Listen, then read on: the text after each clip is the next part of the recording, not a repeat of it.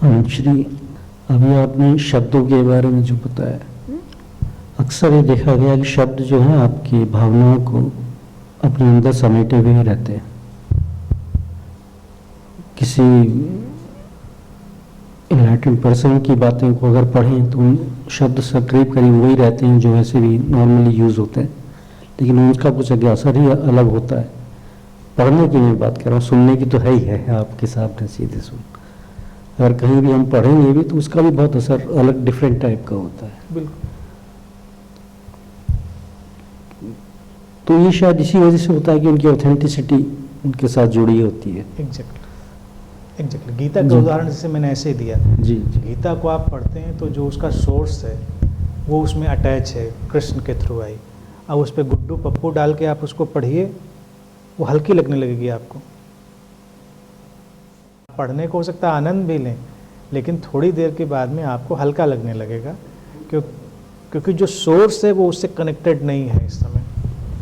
कई बार हम अपनी बातों को शब्दों में नहीं ढाल पाते, सेंटेंस में नहीं ढाल पाते।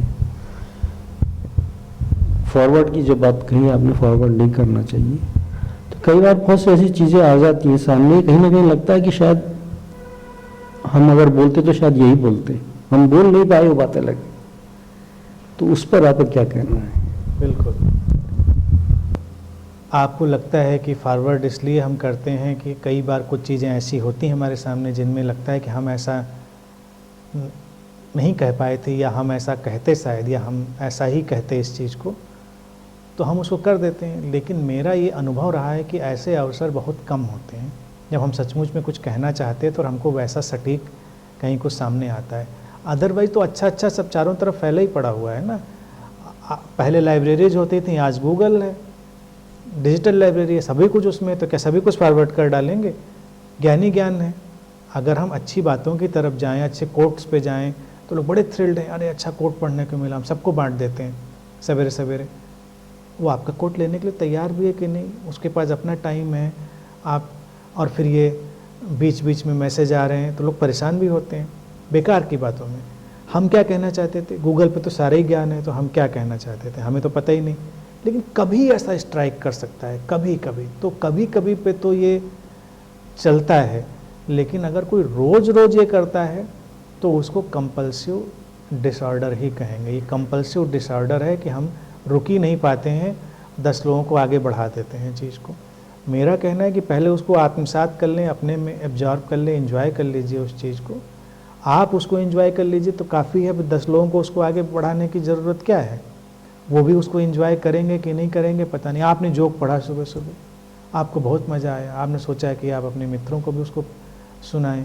अब मित्र मूड में नहीं है सुनने के उस समय, लेकिन आपकी मनसा ठीक है, नेक है कि आप जोक सुनाना चाहते हैं, आपको मज़ा आया था, अच्छा लगा था, वो उसमें मूड में नहीं है, तो वो गड़बड़ हो जाता है उस चीज़ में। तो कंपल्सिव डिसऑर्डर में ना जाके कभी कभी ऐसा हो सकता है तो वो ठीक है। कभी कभी तो मुझे भी ऐसा बहुत बार हुआ, कई किताबों को पढ़ते हुए, कई चीज़ों को, मुझे भी इतना मैं भाव विभोर हुआ उन किताबों को देखते, बीच ही मुझे बंद कर देनी पड़ी। मुझे लगा कि अगर मैं भी इस चीज़ पर कहता तो ऐसे ही कहता इस चीज़ को अगर। और कभी कभी मुझे ये भी लगा किसी की कोई चीज़ पढ़ते हुए कि इसने मुझसे भी बेहतर ढंग से इसको एक्सप्रेस किया है, वो भी एक अलग ढंग है। तो वो लगा वो उस मोमेंट की चीज़ थी। लेकिन चूँकि अपनी अपनी कार्यशैली और उसके क्षेत्र की बात है तो मुझे ज़रूरत नहीं कि उसको आगे बढ़ाएं। लेकिन फिर भी मैं देखिए बुक्स कोट कर ही देता हूँ लोगों को। अगर कभी मुझे कोई पुस्तक ही पढ़ने में आई और बहुत अच्छी लगी, मुझे लगा इस बात को तो इसने इतने अच्छे ढंग से कहा है, मैं कहता हूँ जाके उसको पढ़ लो। अब मैं नए सिरे से वो सारी बात बताऊँ ABCD, तो वो ABCD सारी उसमें है, उसको आप पढ़ सकते हैं, वो तो चलता है कभी कभार में।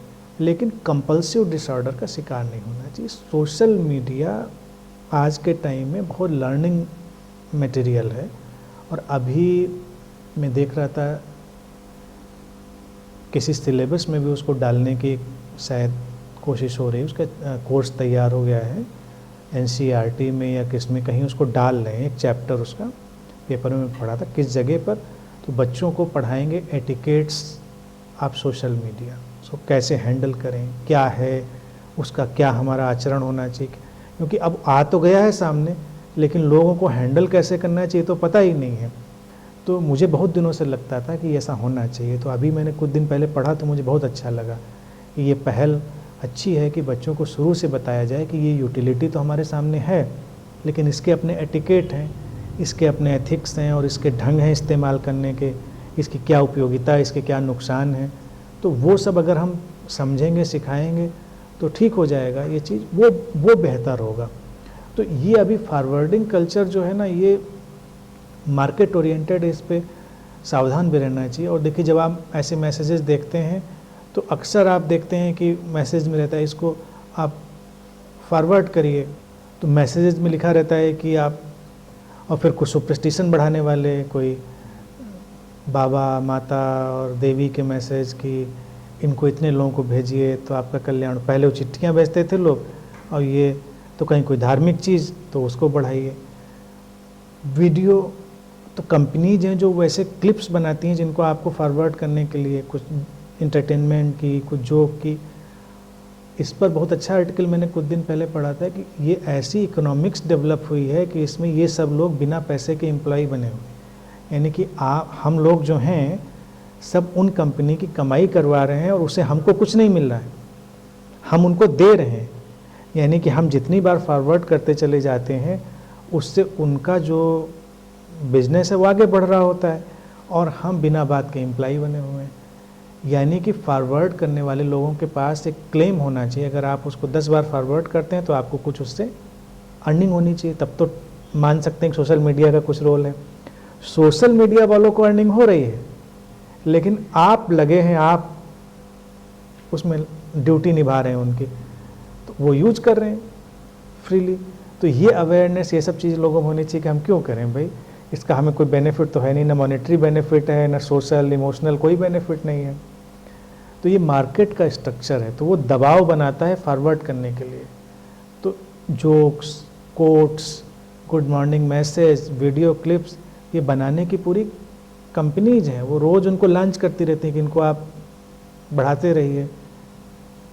तो हम बेबात के एम्प्लॉय क्यों बने बैठे हैं, एक ये भी क्वेश्चन है।